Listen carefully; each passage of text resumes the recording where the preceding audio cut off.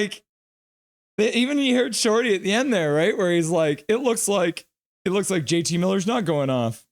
And then he didn't. And then he makes this wild because he didn't pass. have enough energy to get back on the freaking back check. Like, what is it like? That's the stuff with Miller that drives me nuts. That's old If school you're gonna Miller. do that, if you're gonna do superstar stuff, you better have superstar results. And that is frustrating. A hard pass across to Garland, which isn't necessarily a bad idea, but Garland doesn't get there, and the puck bounces off the boards, goes around, and then suddenly it's a 2-on-1 going back the other way.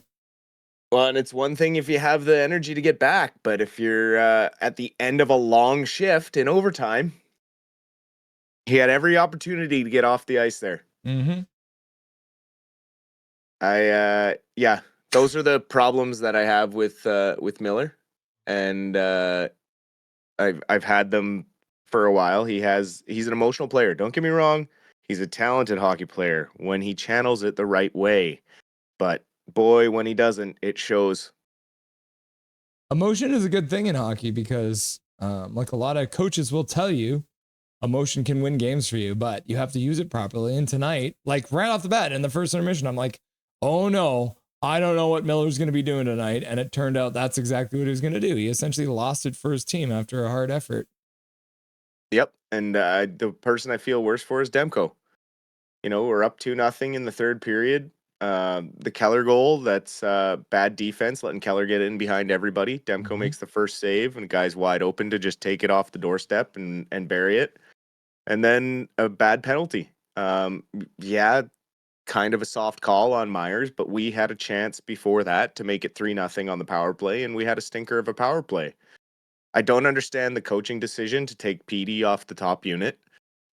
He's our best shooter. It is a bit of a head scratcher. If those two really are that far apart from getting along, something's got to give. I don't know what it has to be. I don't know what has to happen, but oh boy. We're like, our record is decent, but man, are we so far off from being a true competitive hockey team. It's one of those things where if your second power play unit is responsible for getting the power play goal to start, why are you not just starting your second power play unit? Is there no flexibility? Like, is it just like set in stone that you have to start the first power play unit? Because it looked like Quinn Hughes was out for the entire 2 minutes regardless. So why not come back and start the second power play unit to start? Because the first power play unit did not look good. No, they didn't. And this is where it's the overcoaching. I've been saying it to some of my other buddies that follow hockey and stuff. They just look overcoached when it comes to offense. They're passing it too much and they're looking for the perfect play instead of just getting shots to the net and trying to generate some garbage goals. Like when you're struggling to get the puck in the net or to the net, you just got to find a way. And that's what other teams do. When you watch other teams play against us, they just find a way to get goals. That's what Utah did tonight. They just found a way to win the game.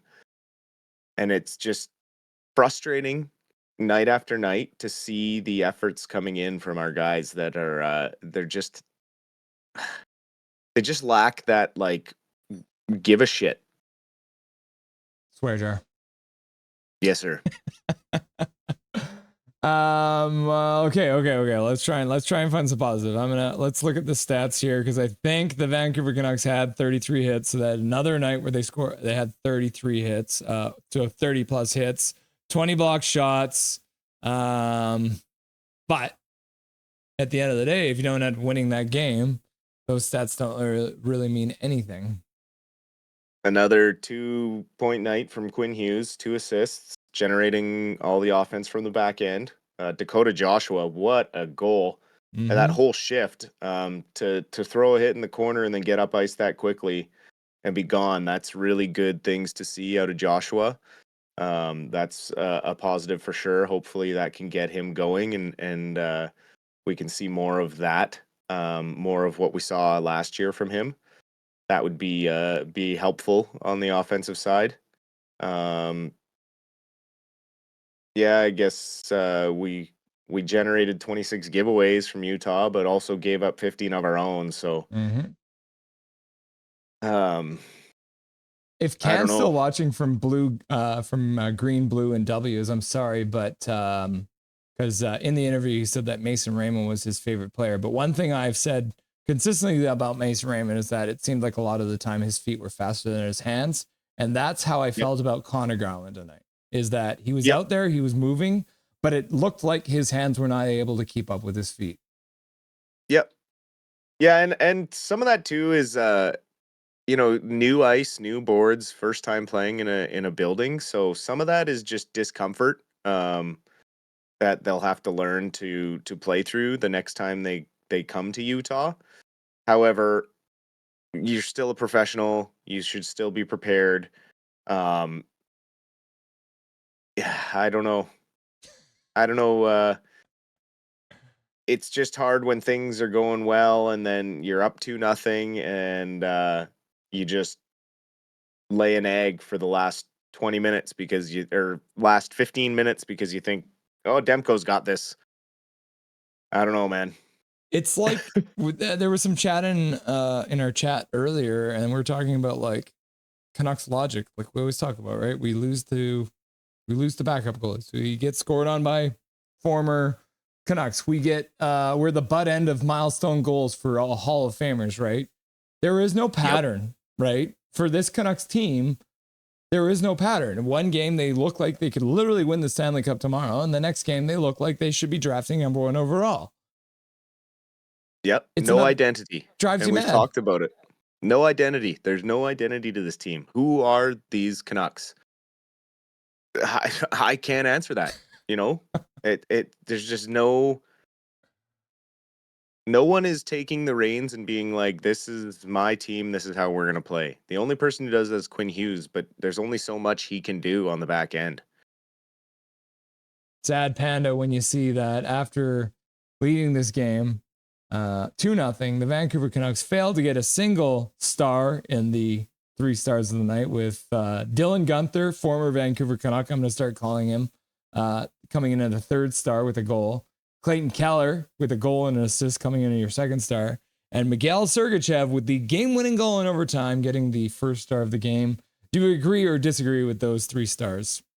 I think Demko could have been given a nod for one of the stars, maybe 3rd star there. He made some really big saves, kept the Canucks in this game when it got late there, and really kept the Canucks ahead in this game too in the 2nd period. So, yeah, I don't know. That might be hometown bias, maybe. Off the top of your head, how many times do you think you saw a Canuck have an opportunity to shoot and not?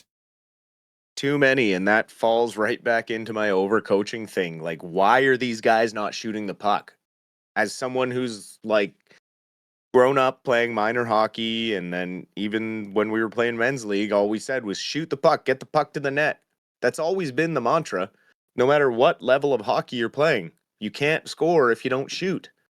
And I don't understand why they think this possession thing is so important. It's like, yeah, you can keep possession and still shoot the puck because you just get in there and fight for the rebounds like everyone else does in this league. It's Unfortunately, like we think, their yeah, I forecheck don't has know, proven man. they can't retrieve the puck.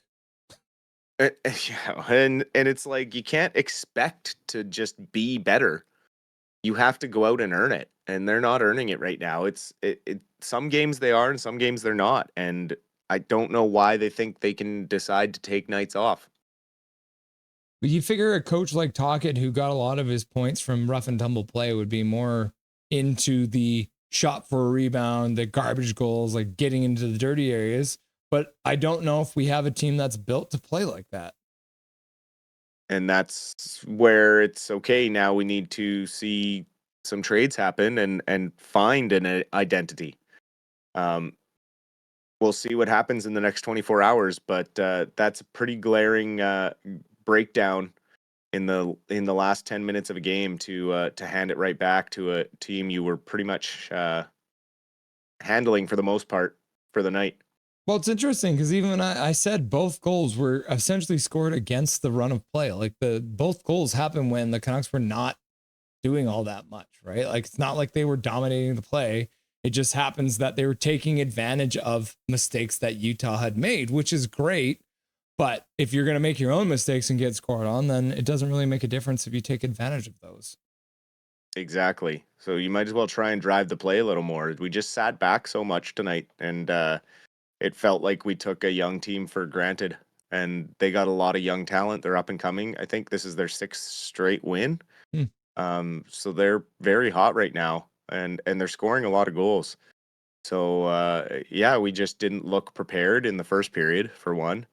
That was an egg of a period, and then to get out to the 2-0 lead, worst lead in sports, right? Well, they're listening to their own media and everyone's saying, oh, the Canucks are garbage at home and good on the road. So they're like, let's really mess with them tonight and play like crap on the road. Yeah, that one was a mystery. I'm curious to see what Tocchet has to say in the post-game presser tonight. Because wasn't it after the last game, he essentially just stood up there and read a list of a bunch of player names and then walked off stage? Yeah, he only talked for about 3 minutes and then disappeared.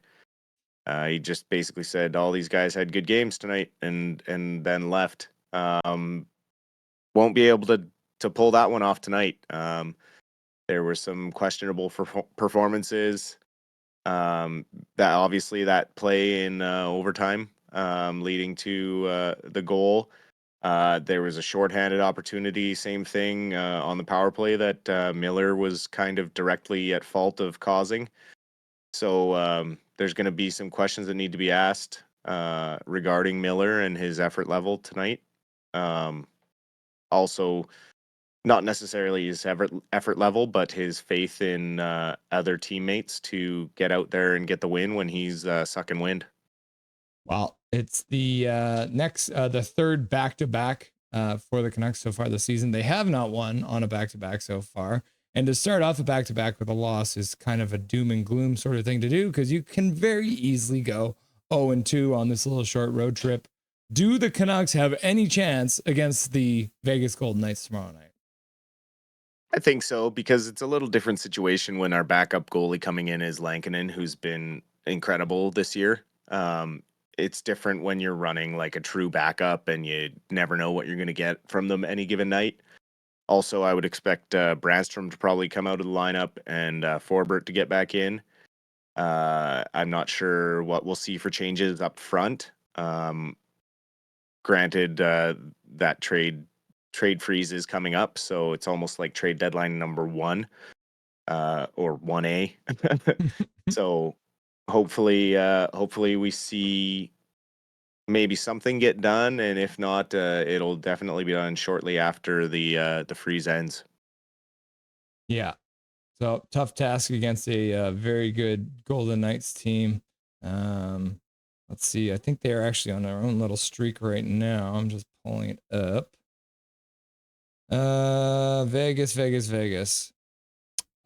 In their last 10 games, the Vegas Golden Knights are 7-2-1. So they have been hot, beating teams like Minnesota, Winnipeg, Dallas, Edmonton, Winnipeg. So taking on some very talented teams and coming out on top. So knowing the Canucks, they'll probably defeat the Vegas Golden Knights 4-0 because nothing makes sense anymore. Exactly. Yeah. Do you have anything else you want to say to the chat before we let you go, brother? Just keep having faith in our team. You got to stay positive even when things aren't looking the greatest. We still are well above 500 in a good position points wise. So when we figure it out, we should be able to push well to the playoffs. So let's just keep going. A couple more games here till Christmas, and then we can have a little break and regroup. Yeah, awesome. Thanks for stopping by for the post-game show, Dustin. We'll talk to you tomorrow in the first intermission.